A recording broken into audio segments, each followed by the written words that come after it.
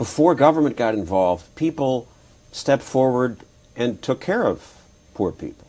Absolutely. Now we expect government to do it. We expect government to do it, and about all it does is when the government gets involved, say in education or medicine, instead of increasing the quality of the care or the education or spreading it, it pushes prices up.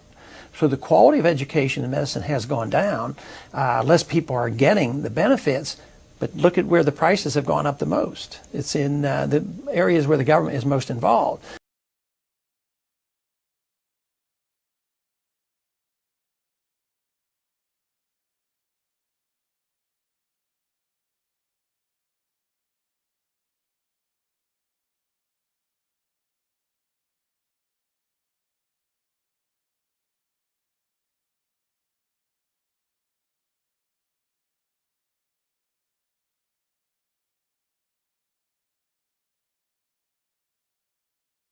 Obesity is a manifestation of a cultural deprivation, and it's suicide as a lifestyle. And here it is in a nutshell, another one of those prime issues.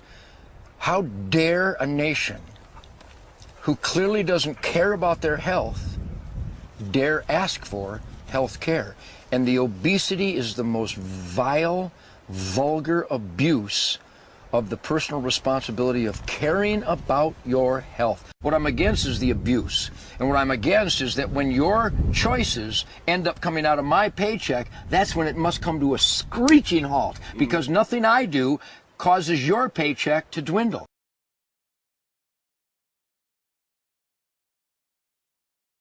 One of the importances is we need to have a preeminence on proper utilization of services. So primary care should be where patients should be coming, particularly right now people without coverage or indigent patients who inefficiently go, for example, to emergency rooms that cost hundreds of dollars to our taxpayers.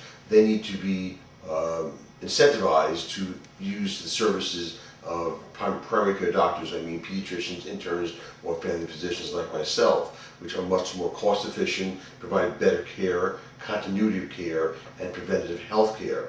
That will have a huge savings on the healthcare dollar. But another reason why we as physicians frequently order way too many tests is because of the litigation, the fear of lawsuits. I did OBGYN, and believe me, I never was sued, but I never forgot the idea, my God, you know, if I don't do this C-section right now, what's the attorney going to say tomorrow? So you end up doing a lot more C-sections.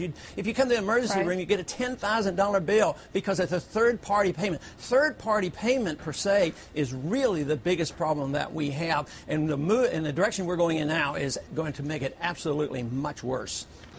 People who have medical malpractice claims that are reasonable and appropriate should be properly handled in the court system.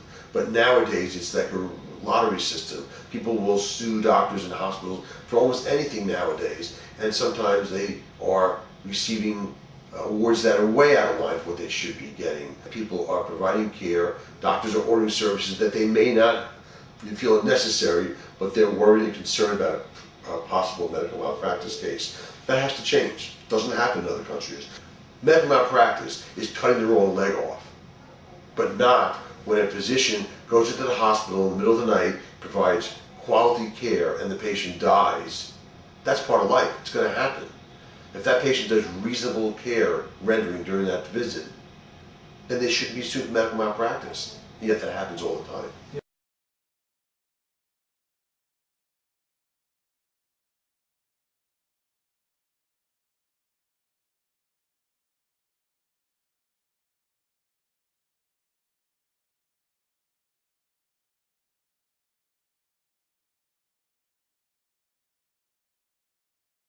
The failure of government is becoming more evident than ever before, especially in this country. You know, the failure of taking care of the victims of Katrina, the failure of the war, the bankruptcy of the Social Security system.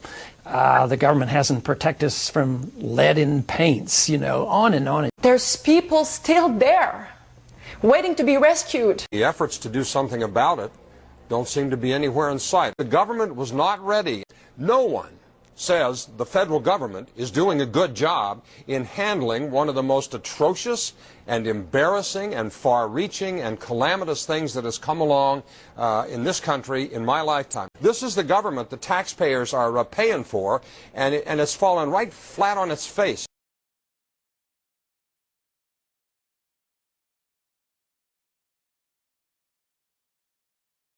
The housing collapse is a direct result of these very same people. Do you want a healthcare collapse too?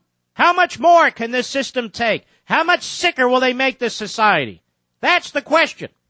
So when you hear Obama go on with his utopian promises, and he can make any promise he wants because he's never going to be held to account, you need to step back and think, I don't believe in Santa Claus anymore.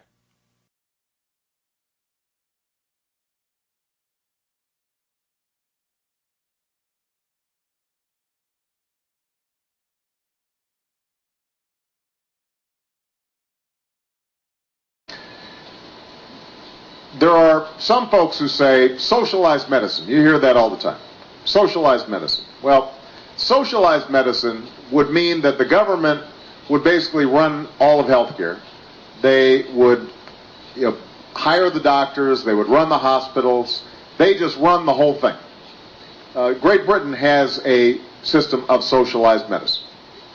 Nobody's talking about doing that. All right. So when you hear people saying socialized medicine, understand, I don't know anybody in Washington who is proposing that. Certainly not me.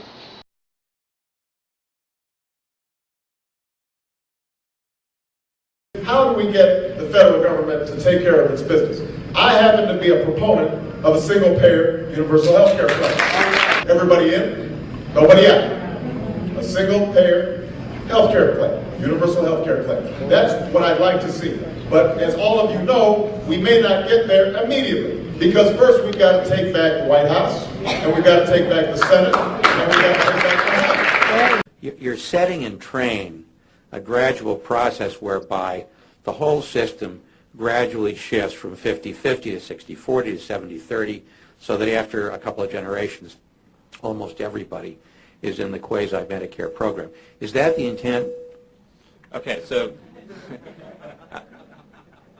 well, I would not be upset were that to occur. Let me also address a illegitimate concern that's being put forward by those who are claiming that a public option is somehow a Trojan horse for a single-payer system.